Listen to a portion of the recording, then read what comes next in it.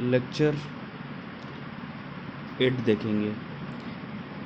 उत्तर प्रदेश में बहने वाली नदियों के बारे में जानकारी इकट्ठा करेंगे। चलिए शुरू करते हैं। उत्तर प्रदेश की में बहने वाली नदियों, तो देखिए उत्तर प्रदेश की मेन नदी गंगा नदी है। कौन सी नदी? गंगा नदी। अब देखिए गंगा, ठीक है, गंगा सबसे लंबी नदी है उत्तर प्रदेश की बहने वाली। अब देखिए गंगा की मतलब हिमालय, और से पहले हम देखेंगे हिमालय से निकलने वाली नदियाँ कौन कौन सी हैं।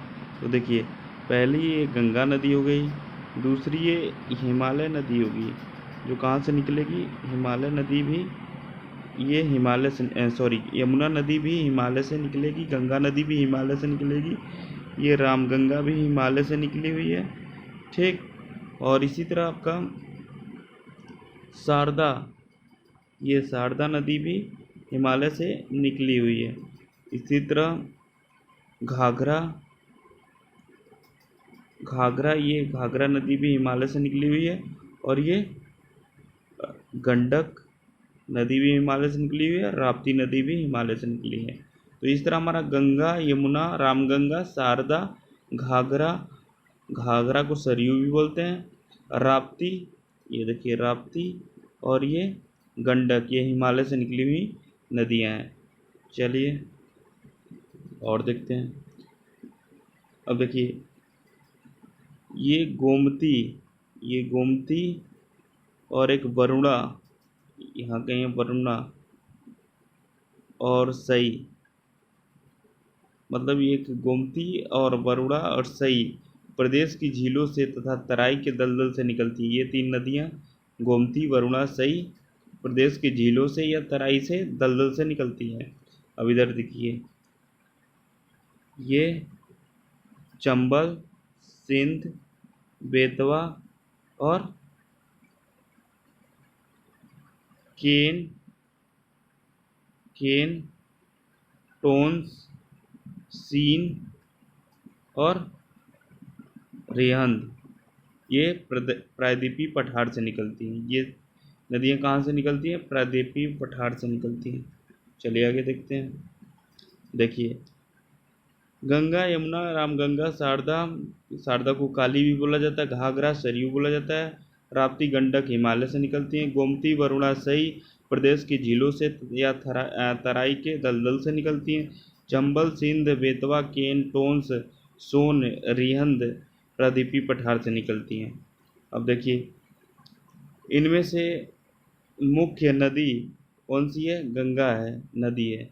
इनमें से मुख्य नदी गंगा है, जबकि अन्य सभी प्रत्यक्ष परोक्ष रूप से गंगा की सहायक नदियां हैं। उपरोक्त में अधिकांश नदियों का मिलन बिंदु यूपी में है। केवल 3 नदियों का मिलन बिंदु यूपी से बाहर है, जैसे घाघरा का, गंडक का और सोन का।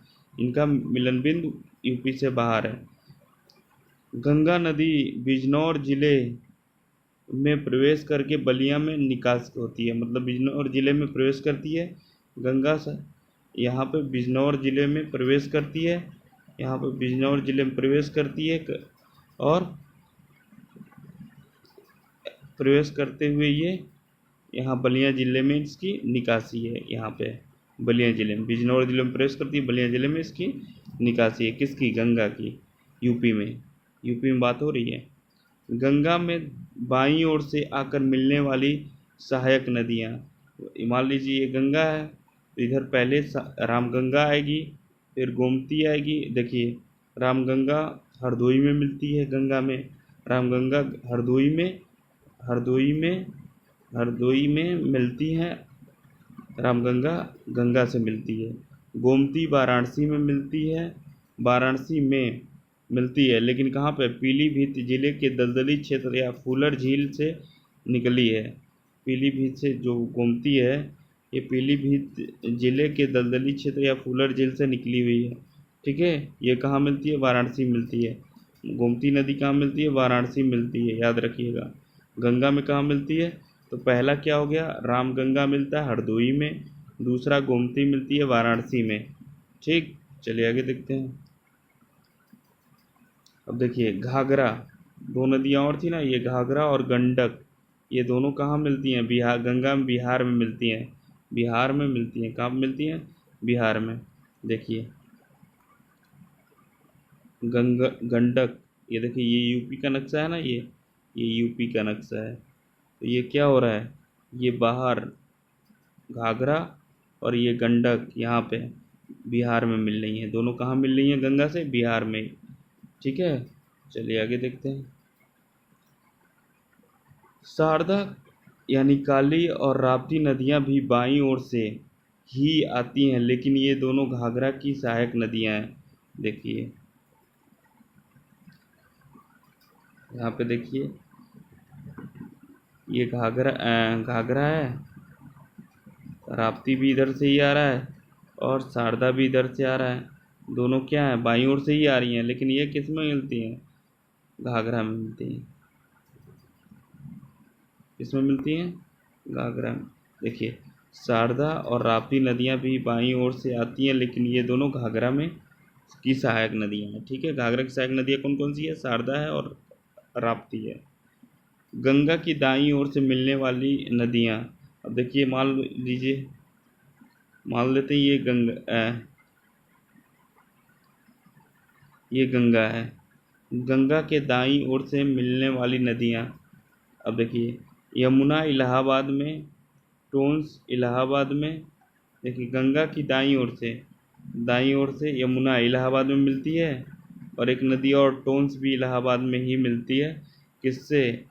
गंगा से। गंगा यूपी में 28 जिलों से होकर जाती है। कितने जिलों से? 28 होकर जाती है। अब देखिए, यमुना गंगा की सबसे बड़ी सहायक नदी है, जो इलाहाबाद में गंगा में मिलती है। यमुना सहारनपुर फैजाबाद में प्रवेश करती है। फैजाबाद सहारनपुर में प्रवेश करती है।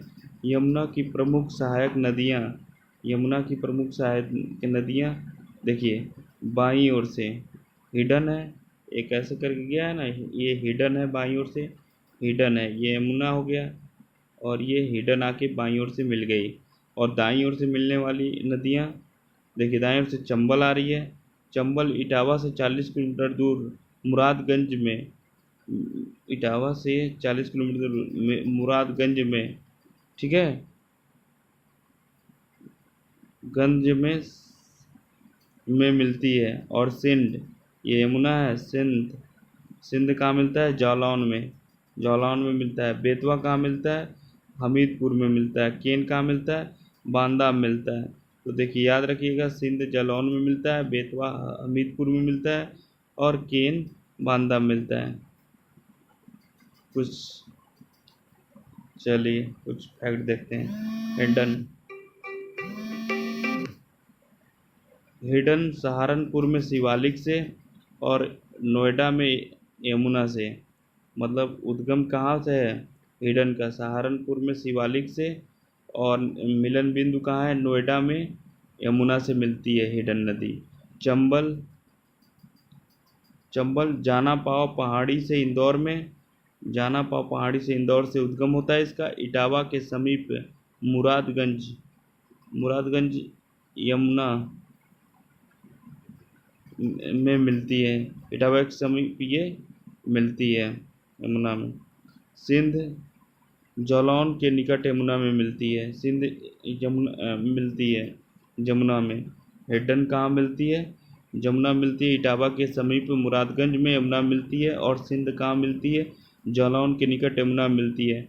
बेतवा, बेतवा भोपाल के निकट इसका उद्गम है, और हमीरपुर के निकट यमुना में मिलती है। केन कैमूर पहाड़ी से निकलती है, और बांदा के निकट यमुना में मिलती है। बांदा के निकट यमुना में मिलती है।